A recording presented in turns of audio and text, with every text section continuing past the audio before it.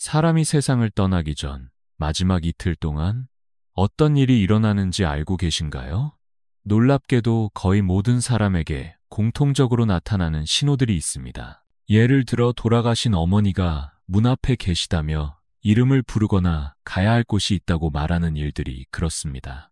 단순한 착각이나 환각이라고 말할 수 있을까요? 그 순간을 지켜본 수많은 가족들과 의료진들은 고개를 저으며 말합니다.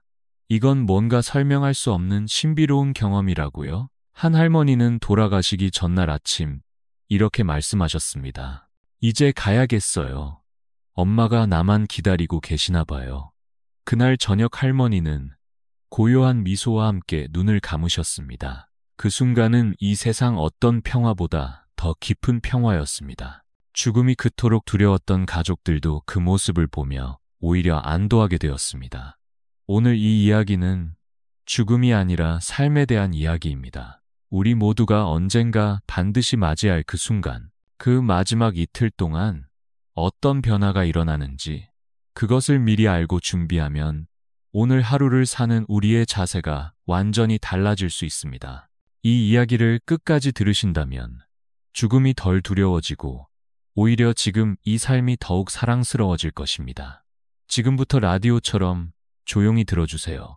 우리의 인생에서 가장 조용하고 가장 중요한 이별을 함께 들여다보겠습니다. 우리가 이별의 마지막 순간을 함께할 때 가장 처음 마주하게 되는 신호는 생각보다 조용하고도 깊은 것입니다. 그것은 바로 이미 세상을 떠난 가족들의 이름을 부르는 것입니다. 사랑하는 사람의 입에서 돌아가신 어머니, 아버지, 형제, 자매의 이름이 조용히 흘러나오는 순간, 우리는 놀라고 당황하지만 그 안에는 아주 특별한 평화가 숨어 있습니다. 예전에 제가 돌보았던 92의 할머니 한 분이 계셨습니다. 그분은 임종을 사흘 앞두고 매일 저녁마다 문을 바라보며 이렇게 말씀하셨습니다. 엄마가 오셨어요. 문 앞에서 저를 기다리고 계세요.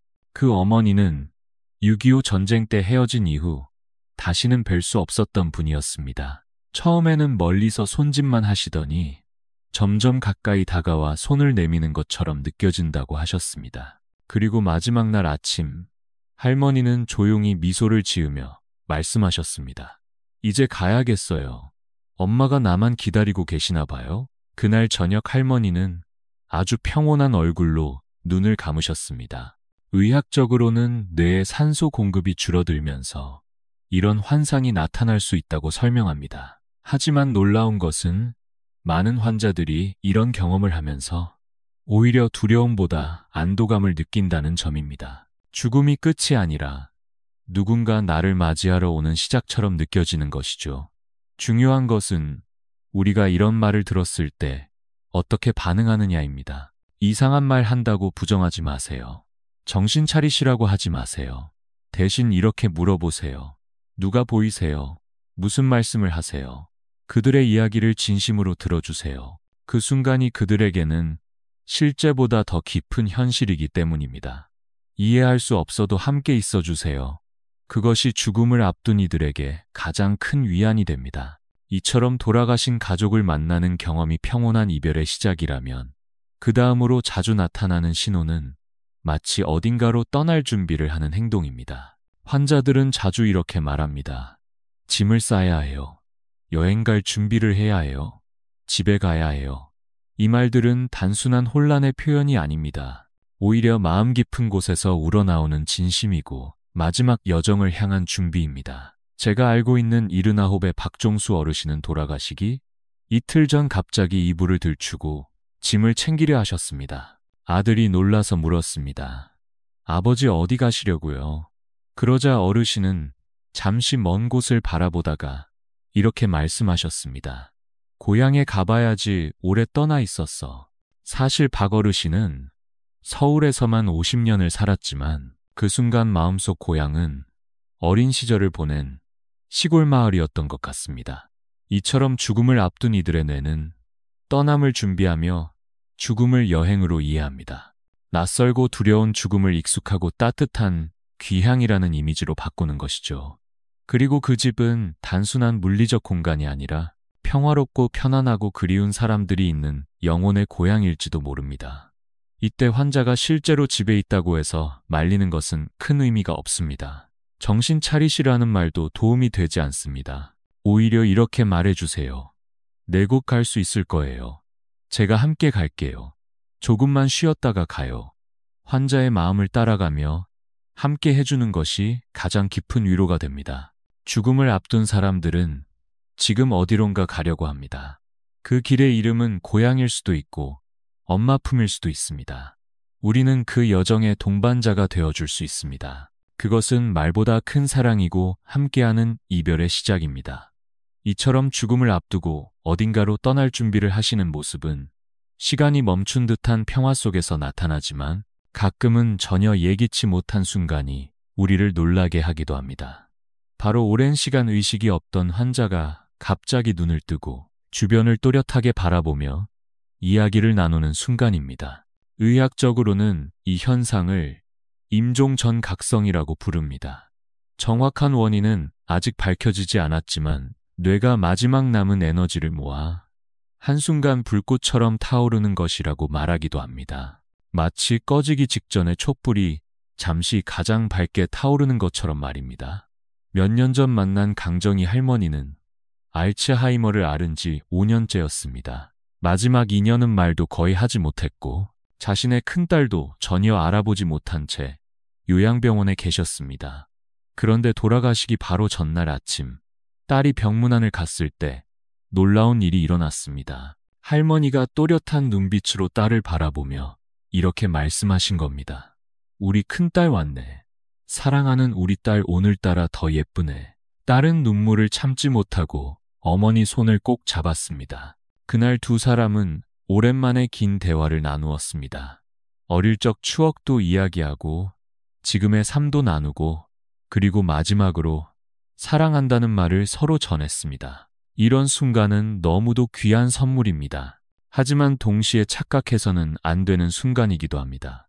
많은 가족들이 이렇게 좋아지셨으니 회복하시는 것 아니냐고 희망을 갖지만 안타깝게도 대부분의 경우 그 밝음은 짧은 시간 후 다시 사라지고 조용히 마지막 순간으로 이어집니다. 그러니 만약 사랑하는 분이 갑자기 또렷하게 깨어나 우리에게 말을 걸어오신다면 그 순간이 작별의 시간이라는 것을 기억해 주세요. 그리고 더 늦기 전에 사랑한다고 미안하다고 고맙다고 하고 싶은 말을 다 전해주세요. 그것이 서로에게 남을 수 있는 가장 깊은 평화입니다. 이렇게 사랑하는 사람과 마지막 대화를 나눈 후 갑자기 깊은 잠에 빠져드는 환자들이 많습니다. 마치 모든 말을 다 전했고 이제는 더 이상 할 말도 할 힘도 없는 것처럼 조용히 눈을 감고 긴 잠 속으로 들어갑니다. 죽음을 앞둔 사람들이 보이는 네 번째 신호는 점점 더 많은 시간을 잠으로 보내게 된다는 것입니다. 처음에는 하루에 15시간 이상, 그 다음에는 20시간 넘게 깨어있지 못하고 마지막에는 거의 하루 종일 잠든 상태가 됩니다. 이런 모습을 보면 가족들은 걱정이 많아집니다. 뭔가 먹여야 하는데 깨워야 할까? 약을 먹어야 하는데 의식을 잃은 건 아닐까? 그리고 가장 마음 아픈 걱정은 이렇게 계속 자고만 있으면 사랑한다고 말할 기회를 놓치는 건 아닐까 하는 두려움입니다. 하지만 이 수면은 몸이 스스로를 보호하려는 자연스러운 과정입니다. 동물들이 겨울잠을 자듯 사람의 몸도 에너지를 아끼고 오직 숨 쉬고 심장을 뛰게 하는 가장 기본적인 기능에만 집중하려는 것입니다. 생각하거나 소화하거나 움직이는데 에너지를 쓰지 않고 그저 조용히 고요 속으로 들어갑니다. 놀라운 사실은 이런 깊은 잠 속에서도 청각은 마지막까지 남아있다는 점입니다. 눈을 뜨지 않아도 입을 움직이지 않아도 사랑하는 이의 목소리는 끝까지 들을 수 있습니다. 어느 간호사는 이런 이야기를 들려주었습니다. 의식이 없던 할아버지에게 손자가 귀에 대고 할아버지 사랑해요 라고 속삭였을 때 그분의 눈에서 조용히 눈물 한 방울이 흘러내렸다고 합니다. 아무 말도 할 수 없어도 그 마음은 분명히 전해졌던 것입니다. 그러니 환자가 계속 잠들어 있더라도 포기하지 말아주세요. 억지로 깨우려고 하지도 마세요. 그저 조용히 손을 잡고 귀에 대고 사랑한다고 말해주세요. 그것이 마지막까지 전할 수 있는 가장 깊은 사랑입니다. 이처럼 몸이 점점 깊은 잠에 들게 되면 또 한 가지 뚜렷하게 나타나는 변화가 있습니다. 그것은 바로 음식을 거의 먹지 않게 된다는 것입니다. 좋아하던 반찬도 거부하고 물 한 모금도 힘들어하며 입에 뭔가를 넣는 것 자체를 괴로워합니다. 이 모습은 가족들에게 가장 마음 아픈 장면 중 하나입니다.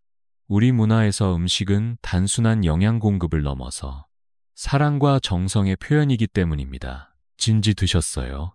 라는 인사 한마디만 봐도 밥이라는 것이 얼마나 마음의 중심에 있는지 알 수 있습니다. 한며느리의 이야기가 기억납니다. 시어머니가 임종을 앞두고 계실 때 며느리는 평생 어머니가 좋아하시던 음식을 하나씩 만들어 갔습니다. 미역국도 끓이고 호박죽도 쓰고 잣죽도 만들어서 가져갔지만 어머니는 한 수저도 넘기지 못한 채 눈을 감고 고개를 저으셨습니다. 며느리는 눈물로 말했습니다. 제가 정성이 부족한가 봐요. 어머니 입맛에 맞는 걸 못 만들어서요. 하지만 이것은 정성의 문제가 아닙니다. 몸이 더 이상 음식을 원하지 않기 때문입니다. 소화기관은 이미 기능을 멈춰가고 있고 신장은 제 역할을 하지 못합니다.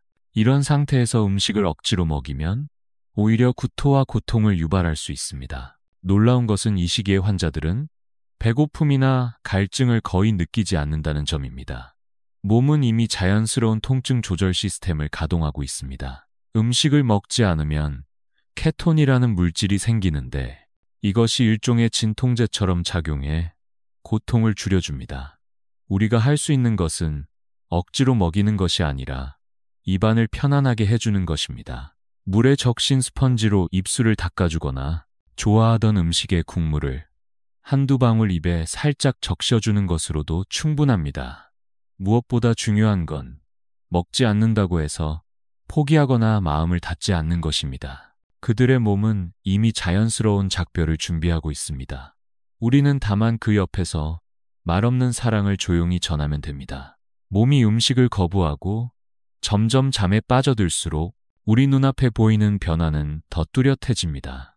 그 중에서도 가장 예민하게 느껴지는 변화는 바로 호흡의 리듬이 달라지는 것입니다. 죽음을 앞둔 사람들이 보이는 6번째 신호는 호흡이 불규칙해지고 이상한 소리가 들리기 시작한다는 것입니다. 의학적으로는 체인스토크스 호흡이라고 불리는 현상인데 숨을 점점 깊게 들이쉬었다가 갑자기 얕고 느리게 쉬고 때로는 10초 이상 숨을 멈춘 듯 조용해졌다가 다시 숨을 들이쉬는 패턴이 반복됩니다. 이런 숨소리를 들은 가족들은 깜짝 놀라고 가슴이 철렁합니다. 지금 마지막인 건가 하는 생각에 숨이 막히기도 합니다. 또 하나의 특징적인 소리는 마치 목구멍에서 물이 끓는 듯한 데스레틀이라는 소리입니다. 이 소리는 삼키는 기능이 약해져 목에 고인 분비물이 숨 쉴 때마다 울리는 소리입니다. 듣는 사람 입장에서는 매우 괴롭지만 의료진들은 말합니다. 이 시점에 환자들은 의식이 흐려져 고통을 거의 느끼지 않는 상태라고요. 우리가 할 수 있는 것은 자세를 살짝 바꾸어 분비물이 기도를 막지 않도록 돕는 것입니다. 고개를 한쪽으로 돌리거나 상체를 살짝 세워주는 것만으로도 훨씬 편안해질 수 있습니다. 그리고 임종이 가까워질수록 7번째 신호가 나타납니다. 환자들이 허공을 향해 손을 뻗거나 무언가를 잡으려는 듯한 동작을 반복하는 것입니다. 손가락으로 이불을 만지작거리거나 보이지 않는 누군가와 대화하는 것처럼 말하기도 합니다. 어떤 할머니는 마지막 이틀 동안 계속해서 이렇게 말씀하셨습니다. 엄마 저예요. 이제 갈게요. 그 어머니는 50년 전에 돌아가신 분이었습니다. 이런 행동은 단순한 근육 반응일 수도 있지만 어떤 의료진은 말합니다. 설명할 수 없는 영혼의 마지막 움직임일지도 모른다고요. 이럴 때 억지로 멈추게 하지 마세요. 그저 조용히 손을 잡고 말해주세요. 괜찮아요. 사랑해요. 여기 있어요. 그 말이 이별의 마지막 순간까지 깊은 위로가 되어줍니다. 이처럼 조용히 그러나 분명하게 나타나는 7가지의 신호들은 죽음이라는 문턱에서 우리가 서로에게 건넬 수 있는 마지막 사랑의 언어일지도 모릅니다. 누군가는 눈을 감기 전 오래전 떠난 어머니를 만났다고 말하고 누군가는 여행을 떠날 채비를 하며 고향에 가야 한다고 말합니다. 또 누군가는 갑자기 깨어나 사랑한다는 말을 전하고 다시 깊은 잠에 빠져듭니다. 그 모든 순간은 두렵고 슬프기보다는 오히려 평화롭고 따뜻합니다. 그렇기에 우리는 기억해야 합니다. 죽음은 끝이 아니라 삶의 일부라는 사실을 말입니다.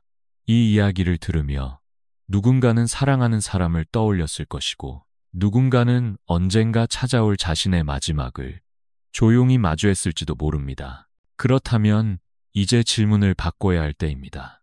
오늘이 마지막 날이라면 나는 누구에게 전화를 걸고 싶을까요? 어떤 말을 하고 싶을까요? 무엇을 후회하게 될까요? 그리고 지금 당장 할 수 있는 일은 무엇일까요? 죽음을 기억하는 사람만이 진짜 삶을 살아갈 수 있습니다. 메멘토 모리, 죽음을 기억하라. 그리하면 오늘이 가장 깊고 소중한 하루가 될 것입니다.